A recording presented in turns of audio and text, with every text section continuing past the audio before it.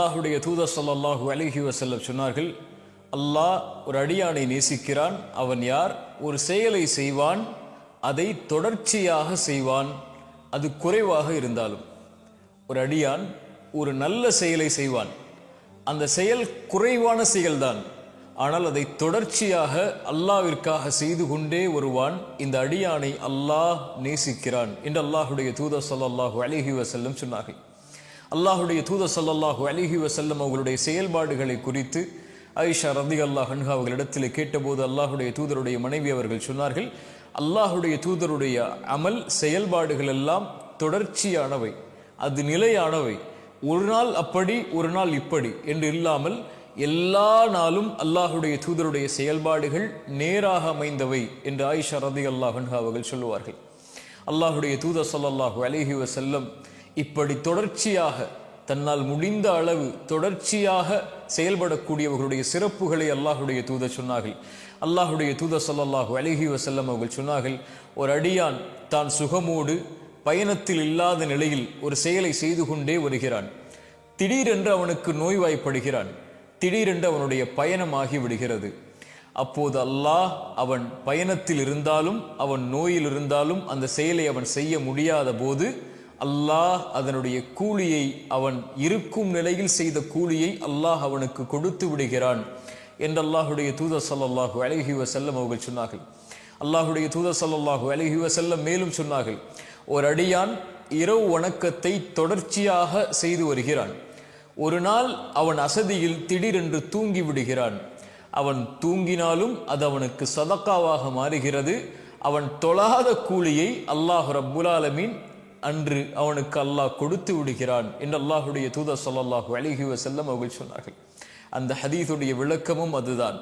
ஒரு செயலை நீங்கள் செய்தால் அதை தொடர்ச்சியாக செய்யுங்கள், அது குறைவாக இருந்தாலும் சரி. அதிகமான ஒரு செயலை செய்து அதற்கு தொடர்ச்சி இல்லாமல் ஆக்கிவிடாதீர்கள் என்பதுதான் அதனுடைய தீர்வு. குர்ஆனை ஒரு நாள் ஒரு பக்கம் ஓதக்கூடிய வழக்கம் உள்ளவர்களாக இருந்தால் ஒரு பக்கத்தை தினமும் குறைந்தபட்சமாவது ஓதி விடுங்கள். ஒரு ஏழைக்கு ஒரு நாள் 10 ரூபாய் கொடுக்கக்கூடிய வழக்கம் உள்ளவர்களாக இருந்தால் அந்த 10 ரூபாயை தினமும் கொடுத்து விடுங்கள்.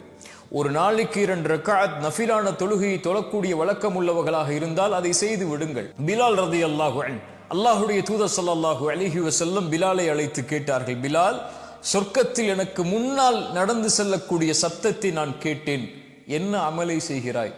பிலால் ரலியல்லாஹு அன்ஹு சொன்னார்கள், யா ரசூலல்லாஹ், உது செய்தால் 2 ரக்அத் தொழுது கொள்வேன். அல்லாஹு அக்பர். அவர்களுடைய அந்த செயல் அல்லாஹுடைய தூதருக்கு முன்னால் நடக்கக்கூடிய பாக்கியத்தை அவர்களுக்கு பெற்று தந்தது. சுப்ஹானல்லாஹ். இது போன்று நம்முடைய வாழ்வில் எத்தனையோ செயல்பாடுகள் இருக்கலாம். அந்த செயல்பாடுகளில் நாம் தொடர்ச்சியாக ஒன்றை செய்தால் குறைவாக இருந்தாலும் அல்லாஹ் அதை நேசிக்கிறான். இன்று எப்படி நம்முடைய வாழ்வாகிவிட்டது தெரியுமா? ரமதான் வந்தால்தான் செயல்பாடுகளையே துவங்குவோம். தொழுகையா? ரமதான் வந்தால்தான்.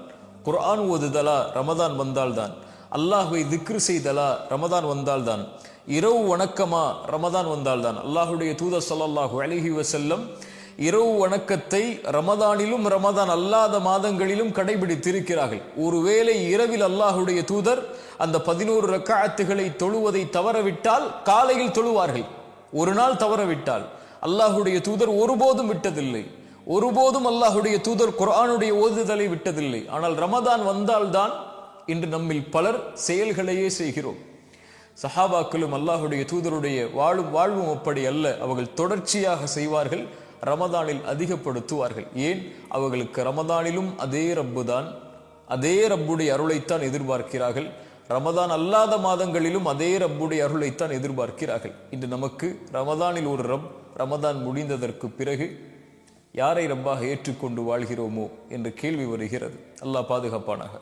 அல்லாஹுடைய தூதர் ஸல்லல்லாஹு அலைஹி வஸல்லம் அதனால் தான் சொன்னார்கள், ஒரு செயலை செய்தால் அதை தொடர்ச்சியாக செய்து அது குறைவாக இருந்தாலும் அந்த அடியானை அல்லாஹ் நேசிக்கிறான்.